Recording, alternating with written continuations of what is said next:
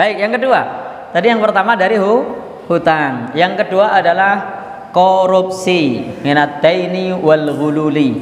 Jadi kalau orang meninggal dunia dia masih punya hutang, rohnya akan tertahan. Tapi kalau dia tidak punya hutang, ternyata masih punya korupsi, juga masih sama.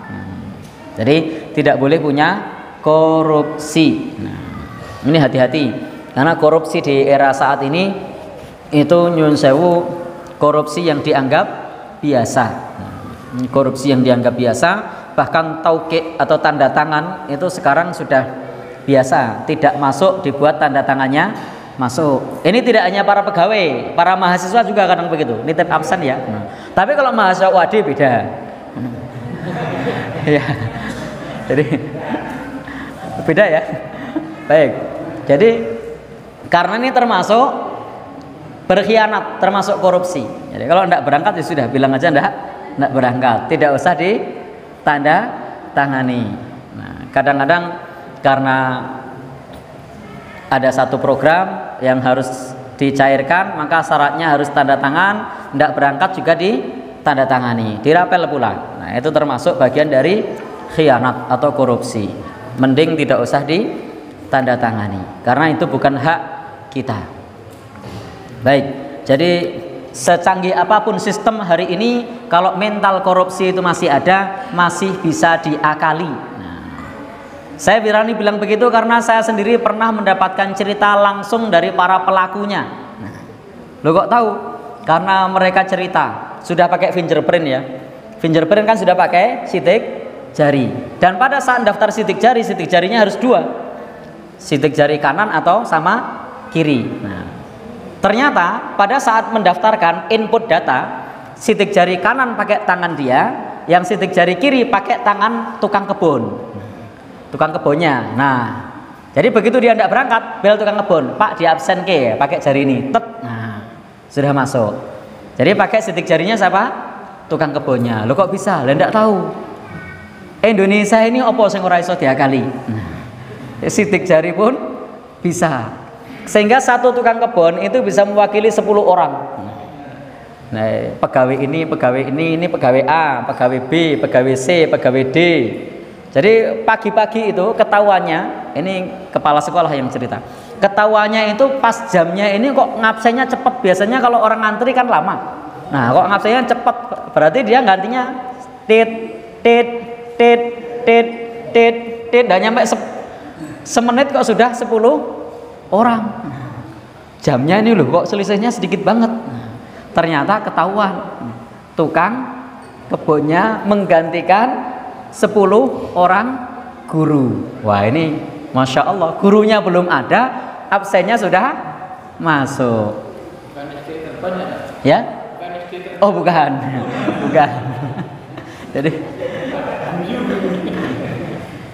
diterban gitu juga. Masya Allah. Insya Allah enggak lah. Baik. Jadi ternyata masih bisa Masya Allah. Saya pikir kalau sidik jari itu sudah paling canggih. Nah, ada pula yang deteksi wajah, deteksi mata. Ternyata saya pikir kalau deteksi mata itu tidak bisa diakali. Ternyata masih ada. Ini nanti Mas Agus yang bagian ini di-cut ya. Nanti jangan sampai pesan terbalik. Malah dia punya ide, oh ternyata caranya gitu kan. Jadi pakai yang pakai deteksi wajah, deteksi mata, itu ternyata bisa diakali juga. Masya Allah. Kalau orang Amerika, orang Eropa, orang Jepang yang bikin alat ini tidak kepikiran, orang Indonesia kepikiran.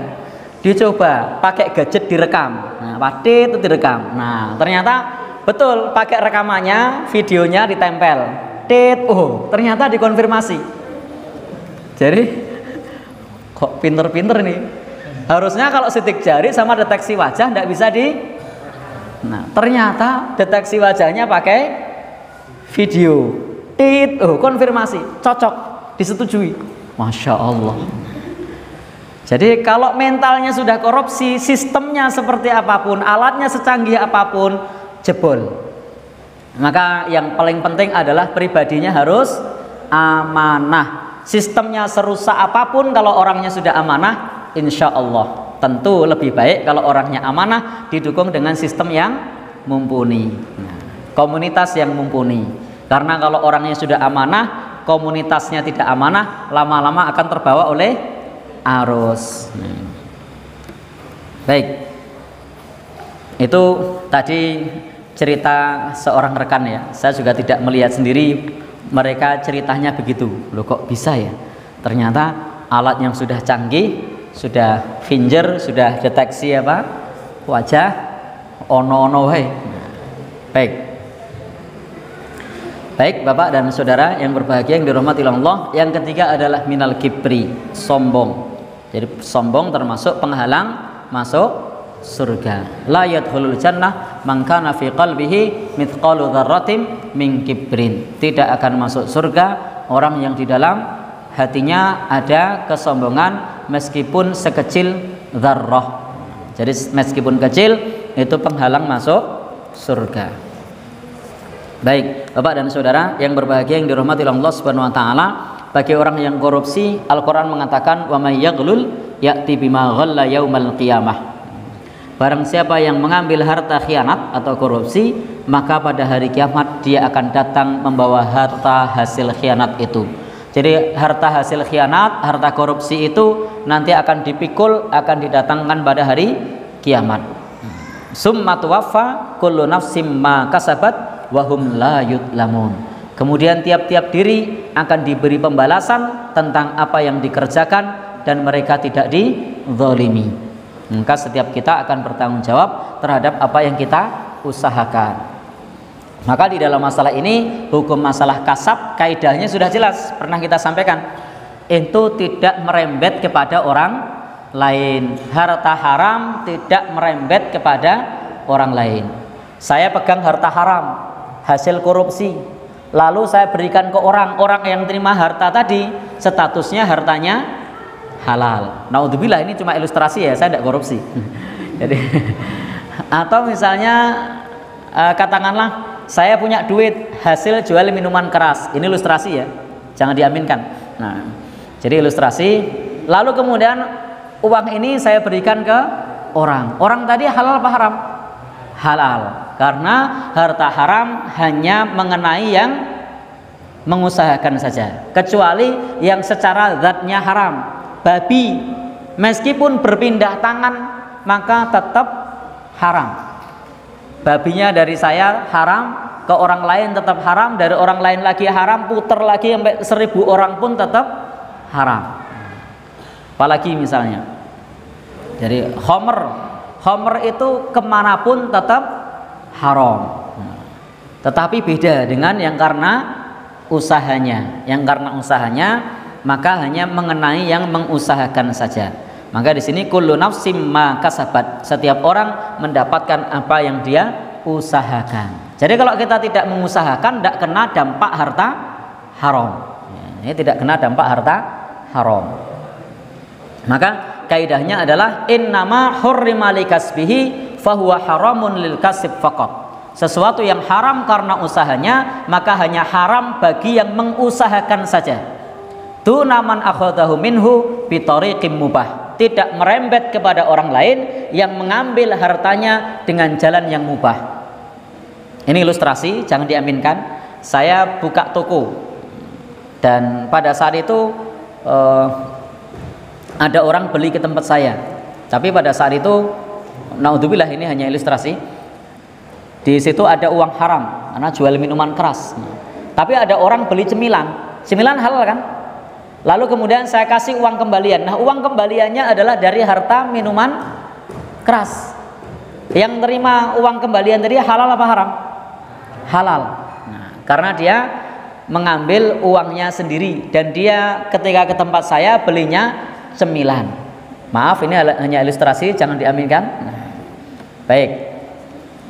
Jadi ini ada ilustrasi seperti itu. Maka ketika seseorang melakukan usaha yang haram, dia bertanggung jawab atas harta yang haram tersebut dan tidak merambah orang lain. Ada orang di situ ternak babi. Lalu ada orang yang kerja di tukang ternak babi tadi sebagai tukang sapu, tapi tukang sapu di toko, bukan tukang sapu di ternak babi. Lalu dia digaji dan uang gajinya dari hasil jual babi.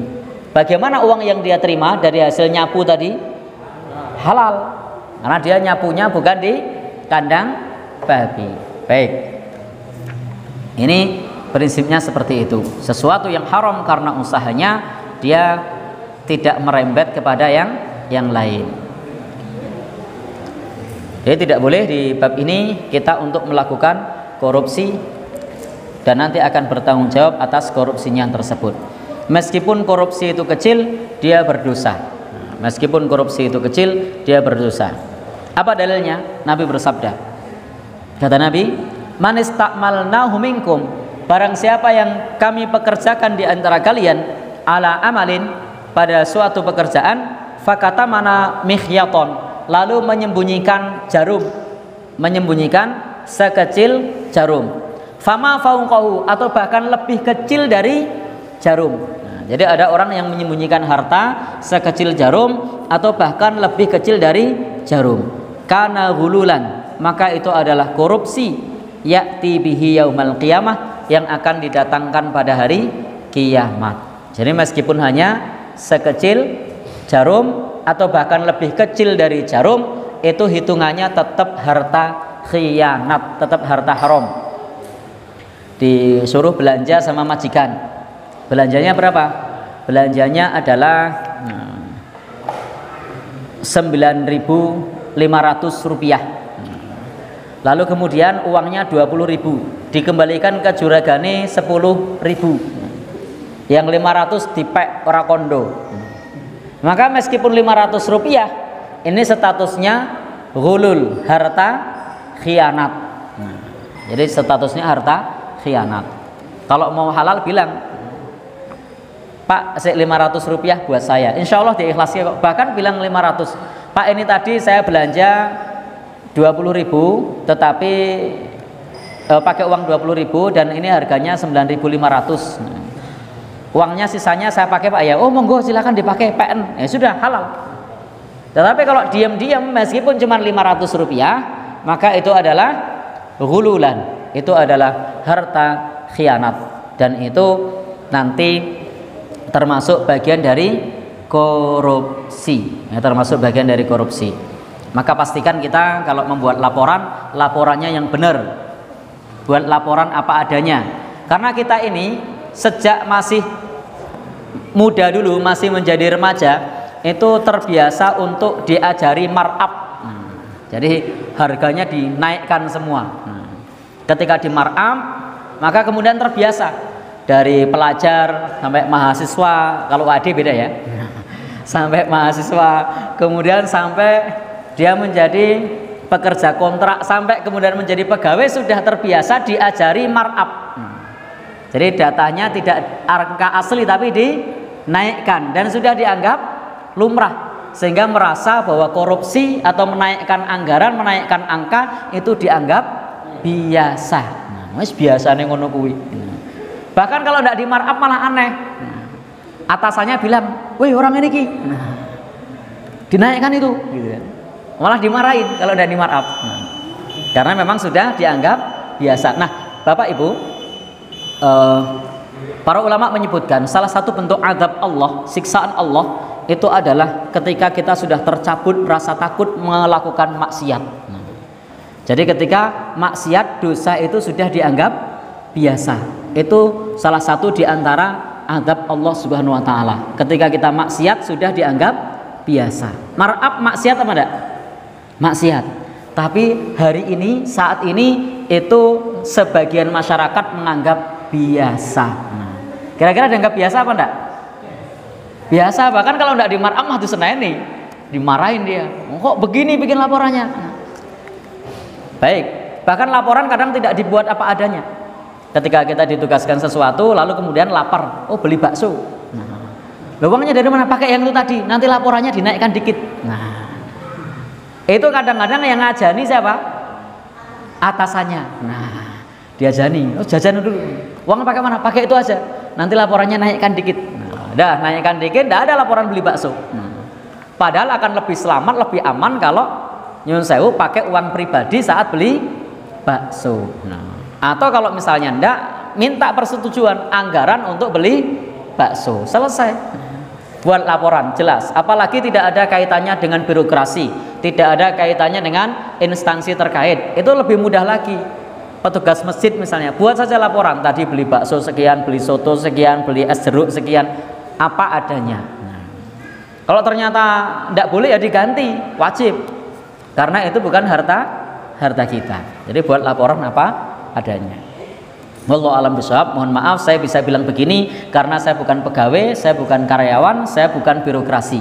Nah, banyak orang yang tidak berani bilang begini karena birokrasi, nah, karena pegawai, karena karyawan. Saya bukan karyawan, bukan pegawai, bukan birokrasi, sehingga saya lebih plong, lebih tanpa beban ketika menyampaikan hal ini. Wallahu alam bishawab.